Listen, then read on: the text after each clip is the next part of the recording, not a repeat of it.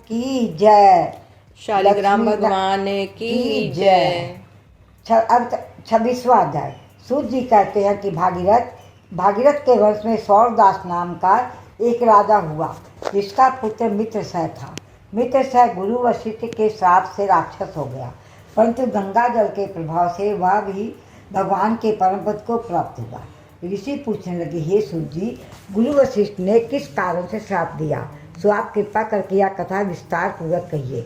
सब सूत जी कहने लगे, हे ऋषियों, एक समय अति धर्मज्ञ राजा सौरदास कुछ साथियों साथ शिकार खेलने के लिए वन में गया। वहाँ पर अनेकों मृगों का शिकार किया। फिर भूख तथा प्यास से दुखी तो राजा नदी के तट पर आया। यहाँ पर उसका पुत्र मित्र सा नित्य नियम करता था। राजा ने रात्रि वहीं पर ही बिताई। प्रातःकाल होते ही वहाँ से उठकर फिर शिकार की तलाश में चल पड़ा। कुछ दूर जाकर राजा ने देखा कि पर्वत की कंदरा में एक व्याघ्र और व्याघ्रणी माने शेर और शेरनी मैथुन कर रहे हैं। राजा ने उनको देखते ही धनुष पर बाण चढ़ाया और उन पर छोड़ दिया। बाण के लगते ही व्याघ्री घायल होकर वहीं पर गिर पड़ी और फिर थोड़ी देर के बाद मर गई। तब व्याघ्र राक्षस रूप धारण करके बड़े क्रोध में आकर कहने लगा, हे राजन, तुमने मेरे साथ बड़ा अन्याय किया है, इसका बदला मैं तुमसे अवश्य लूँगा। ऐसा कहकर वह राक्षस अत्यंत दुखित हुआ। तत्पश्चात राजा ने अपनी नगरी में आकर संपूर्ण वृत्तांत अपने मंत्रियों से कहा।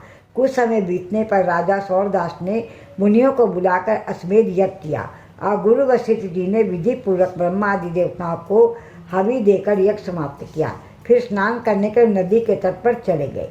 इतने में वही राक्षस जिसकी राक्षसी व्याघ्री को राजा ने वन में मार दिया था, क्रोधित होकर अपना बदला लेने के लिए वहाँ पर आया और गुरु वशिष्ठ जी को वहाँ पर ना देख उन्हीं का रूप धारण कर राजा से कहने लगा, हे राजन, हम मांस खाएंगे, अतः हमारे लिए मांस बनवाओ। अब हम स्नान करके अभी आते हैं। इतना कह वह वहाँ से चला गया। फिर उसी राक्षस ने रसोइये का रूप रखकर राजा को मनुष्य का मांस पकाकर दिया।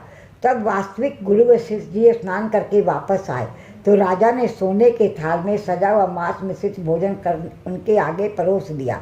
तब गुरुजी ने ज्ञान दृष्टि से मनुष्य के मांस का भोजन जान लिया और क्रोध युक्त होकर राजा को श्राप दिया कि हे राजन, तुमने हमको मनुष्य का मांस खिलाने की चेष्टा की और राक्षसों का भोजन दिया, सो तुम भी राक्षस हो जाओ। तब राजा ने कहा, हे गुरुदेव, मैं आपकी आज्ञा से ही ऐसा भोजन बनवाया गया है।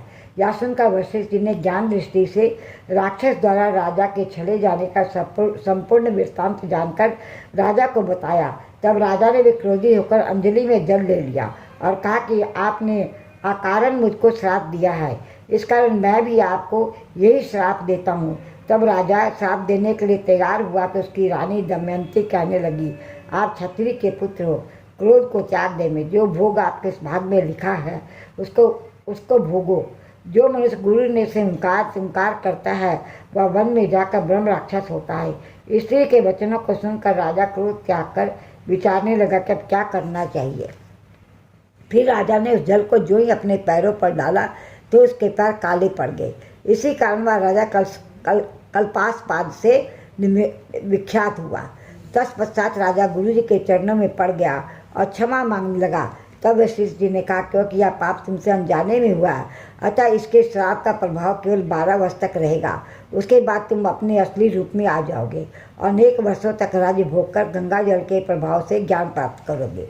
तब भगवान विष्णु की सेवा करते हुए अंत काल में परम शांति को प्राप्त हो जाओगे।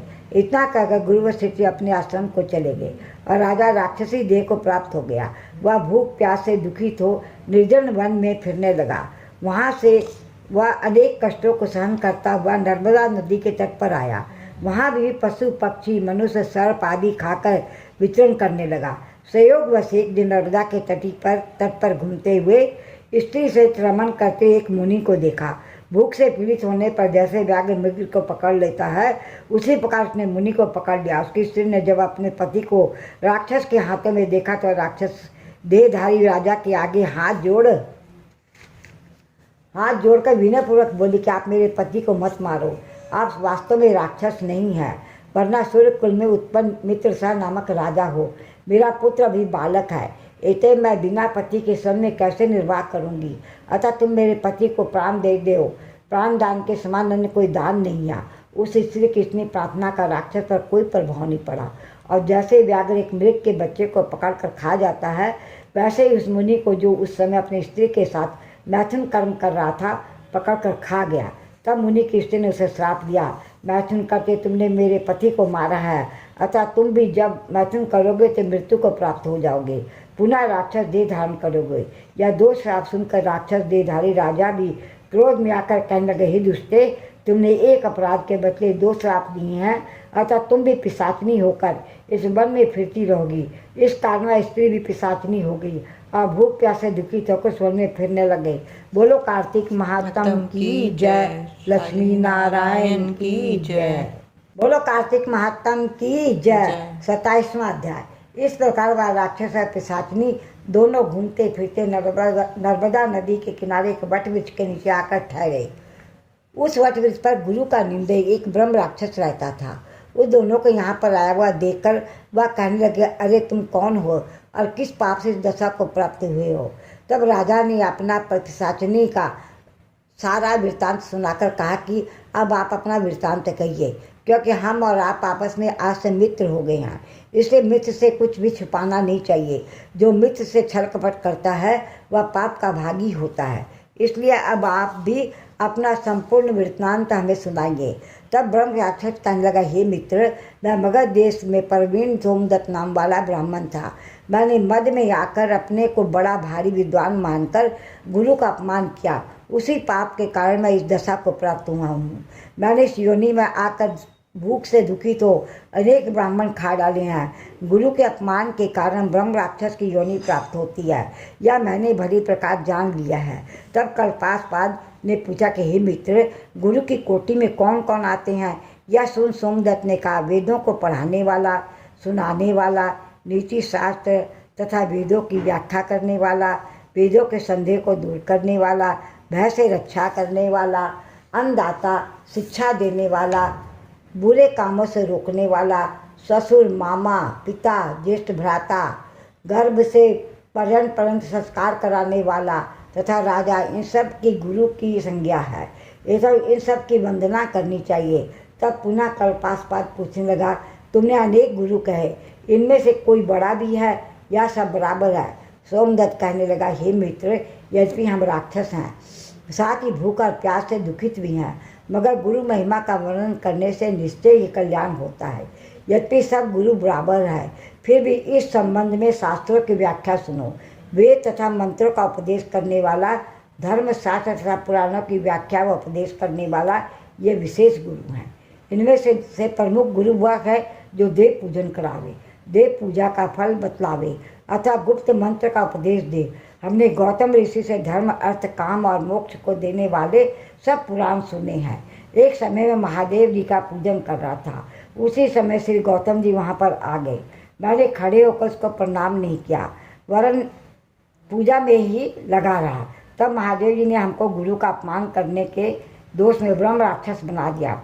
उसी पाप के कारण मेरा अंतःकरण जला जाता है, ना जाने इस दुख से कब मुक्ति मिलेगी। सूत जी कहते हैं, ऋषियों, इस प्रकार गुरु महिमा का वर्णन करने से उनके सब पाप नष्ट हो गए। इतने में उन्होंने दूर से आते गर्ग मुनि को देखा, तो दोनों राक्षस तथा पिशाचनी अपने दोनों हाथ उठाकर उसकी ओर भागे कि हमारा भोजन आ गया। परंतु फिर गर्ग जी के कहे हुए वचनों को याद करके उनके निकट न जाकर दूर से ही पिशाचनी कहने लगी, हे महात्मन, आपको नमस्कार है। हमने कितने ही ब्राह्मण खा डाले हैं, परंतु आप महादेव जी के नाम से सुरक्षित है। तब गर्ग मुनि ने तुलसी दल युक्त गंगा जल से उनका अभिषेक किया। अभिषेक होते ही वह राक्षस देह से मुक्त होकर देव रूप हो गए। पुत्र युक्त ब्राह्मणी का सोमदत्त विष्णु रूप शंख चक्र गदा पद्मधारी होकर गर्ग जी की स्तुति करते विष्णु लोक को चले गए और कल्पासपाद अपने रूप को प्राप्त होकर सोच में पड़ गया। उसको इस प्रकार सोच में पड़े देखकर गुप्त रूप सरस्वती बोली, हे राजन, तुम सोच में मत पड़ो। राज सुख भोगने के बाद अंत में तुम भी विष्णु लोक को प्राप्त हो जाओगे। इन वचनों को सुनकर राजा आनंदित हो गया। तत्पश्चात उसने अपने गुरु का स्मरण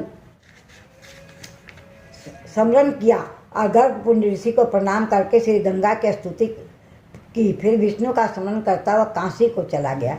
6 मास तक काशी जी गंगा विश्वेश्वर महादेव के दर्शन करता हुआ अति आनंद के साथ अपने राज्य में आया। तब गुरु जी ने उसका अभिषेक किया। तत्पश्चात अनेकों भोगों को भोग कर अंतकाल में मोक्ष को प्राप्त हुआ। सूत जी की ऋषियों से कहते हैं कि इसमें आश्चर्य जैसी कोई बात नहीं है।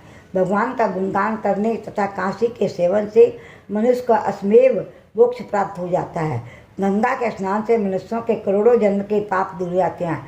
बोलो कार्तिक महात्म की जय। लक्ष्मी नारायण नारायण की जय। राधा कृष्ण की